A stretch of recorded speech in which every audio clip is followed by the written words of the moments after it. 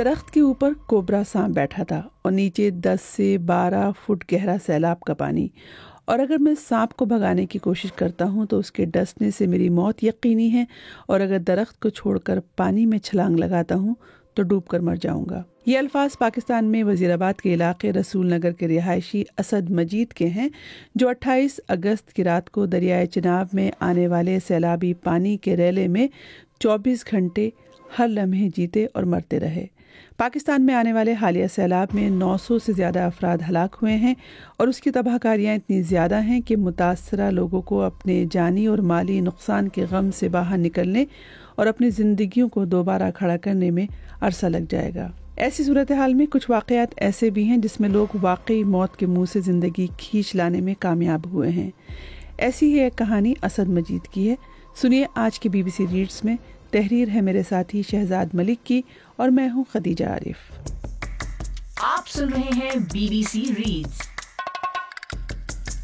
اسد مجید نے BBC کو بتایا کہ وہ اپنے دیگر بھائیوں کے ساتھ کھیتی باڑی کرتے ہیں، اور انہوں نے جانوروں کے لیے دریا کے ساتھ والے علاقے جسے بیلا کہتے ہیں وہاں ڈیرا بنایا ہوا تھا۔ ان کا کہنا تھا کہ 28 اگست کو جس وقت دریائے چناب میں سیلاب آیا، اسی وقت یہ سیلابی پانی اچانک بیلے میں داخل ہو گیا۔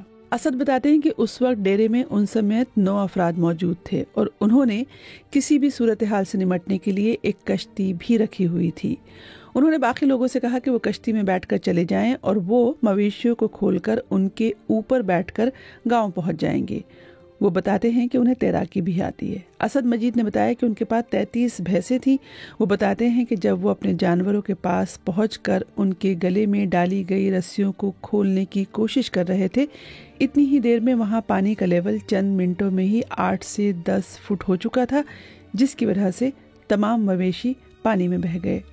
ان کا کہنا تھا کہ وہ اپنی جان بچانے کے لیے جانوروں کے لیے محفوظ کی گئی توڑی کے بڑے ڈھیر پر چڑھ گئے، جہاں پر کچھ دیر تو انہوں نے اپنے آپ کو محفوظ تصور کیا، پھر پانی کی رفتار تیز ہونے کی وجہ سے یہ توڑی بہہ گئی، اور وہ بھی توڑی کے ٹیلے کے ساتھ بہہ گئے۔ اسد بتاتے ہیں کہ چونکہ انہیں تیرنا آتا ہے، اس لیے وہ پانی میں تیر کر کچھ فاصلے پر موجود شیشم کے ایک درخت پر چڑھ گئے۔ ان کے بھائی اور ڈیرے پر کام کرنے والے لوگ دور کھڑے انہیں دیکھ رہے تھے کہ وہ درخت پر چڑھ گئے ہیں، اور ان کے چہرے پر مسکراہٹ اور سکون دیکھ کر لگا کہ انہیں تسلی ہوئی کہ وہ صحیح سلامت ہیں۔ اسد نے بتایا کہ 1.5 گھنٹے تک وہ وہیں رکے رہے، اور اسی دوران پانی کا ایک تیز ریلا آیا اور وہ درخت جڑ سے اکھڑ کر پانی میں گر گیا۔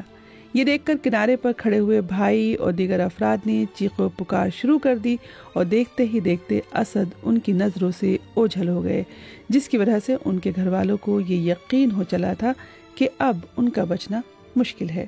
لیکن پھر اسد بچے کیسے؟ اسد مجید کے بقول درخت کے گرنے کے بعد انہوں نے دوبارہ تیرنا شروع کر دیا۔ 300 میٹر کے فاصلے پر ایک اور درخت نظر آیا جس کی شاخیں سیلابی پانی کو چھو رہی تھیں۔ انہوں نے کہا کہ انہوں نے ان شاخوں کو پکڑ کر درخت پر چڑھنے کی کوشش کی تو درخت کی اوپر والی شاخ جو پانی میں نہیں تھی، اس پر 7 سے 8 فٹ لمبا کوبرا سانپ بیٹھا ہوا تھا، اور وہ انہیں دیکھ کر پھنکارنے لگا، اور اسد کو احساس ہوا کہ سانپ کسی بھی لمحے ان پر حملہ کر دے گا۔ اب اسد کو کچھ سمجھ نہیں آ رہا تھا۔ سانپ سے بچتے تو پانی میں ڈوبنے کا خوف، اور پانی سے بچتے تو سانپ کے کاٹنے کا۔ Punjab wild life and parks department کے مطابق سیاہ کوبرا سانپ صوبے کے دیہی علاقوں خصوصاً کھیتوں، جنگلوں اور دیگر زرعی زمینوں پر پایا جاتا ہے۔ اسد مجید کے بقول انہوں نے اپنے اعصاب کو قابو میں رکھا اور یہی سوچ کر اسی درخت کے تنے کو پکڑ کر رکھا جس درخت کی ایک شاخ پر کوبرا سانپ بیٹھا ہوا تھا۔ انہوں نے بتایا کہ ان کے جسم کا نیچے کا حصہ پانی میں ڈوبا ہوا تھا، لیکن ان کے پاؤں زمین پر نہیں لگ رہے تھے کیونکہ وہاں پر پانی 10 فٹ سے زیادہ گہرا تھا، اس لیے انہوں نے درخت کے تنے کے ارد گرد ہی اپنی باہوں سے حصار بنایا ہوا تھا۔ لیکن وہاں صرف سانپ ہی نہیں تھے، سانپ کی پھنکار اور جنگلی چوہوں کی آوازیں۔ اسد بتاتے ہیں کہ درخت کی ایک شاخ پر کوبرا سانپ تھا، جبکہ درخت کی دوسری شاخ پر 8-10 جنگلی چوہے بیٹھے ہوئے تھے जो शायद इस सैलाबी पानी में बह कर आए थे। असद बताते हैं कि जब उनके हाथ दरख्त के तने को पकड़कर थक जाते और वो अपने एक हाथ को कुछ देर के लिए आराम देने की गर्ज से छोड़ते तो सांप ये समझता कि शायद वो उस पर हमला करने वाले हैं, तो वो जोर से फुंकारता, जबकि जंगली चूहे भी आवाजें निकालना शुरू कर देते। असद बताते हैं कि एक मर्तबा सांप ने अपना पूरा जिस्म शाख के साथ लिपेट लिया, अपना फन फैलाया, पहले तो जोर से फुंकारा और फिर उसने अपने मुंह से पानी जैसी कोई चीज निकालकर उनकी तरफ फेंकी, लेकिन वो उससे बच गए। असद मजीद को बाद में लोगों ने बताया कि कोबरा सांप को जब किसी से कोई खतरा महसूस होता है तो वो उसकी आंखों में जहर फेंकता है। खैर, अब दिन तो गुजर गया, लेकिन जब रात हुई तो क्या समा था। असद कहते हैं इसी कश्मकश में एक एक लम्हा भारी पड़ रहा था और इसी सूरत हाल में सूरज भी गुरूब हो गया और फिर रात का अंधेरा छा गया और शाख पर बैठा हुआ सांप उन्हें नजर आना बंद हो गया। असद बताते हैं कि रात के दौरान भी जब वो अपने एक हाथ को आराम देने की गर्ज से दरख्त के तने से अलग करते तो सांप की फुनकार से ये अंदाजा हो जाता था कि सांप अपनी जगह पर ही है या कहीं और चला गया है। उन्होंने कहा कि रात की खामोशी में सैलाब के पानी की आवाज़ बड़ी भयानक सुनाई देती है।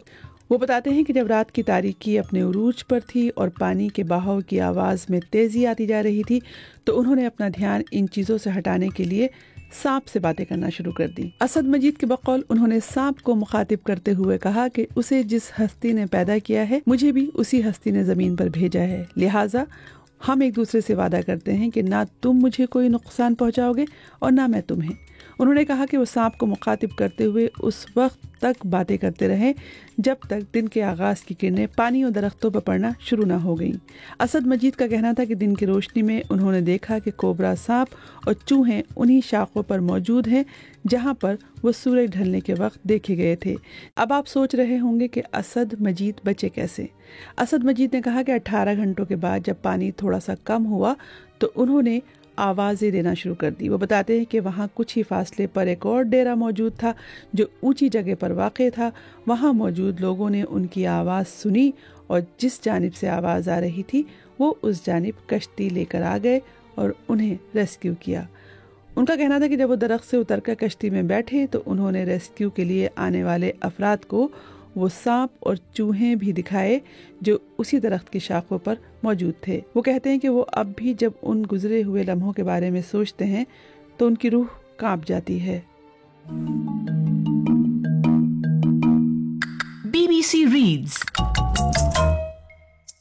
BBC रीड्स के जरिए हमारी यही कोशिश है कि BBC उर्दू की वेबसाइट की वो स्टोरीज जिनमें ऑडियंस की दिलचस्पी ज्यादा नजर आती है उन्हें और भी ज्यादा लोगों तक क्यों न पहुंचाया जाए। तो हम पढ़ें और आप सुनिए और अपने दोस्तों और साथियों को भी सुनाइए।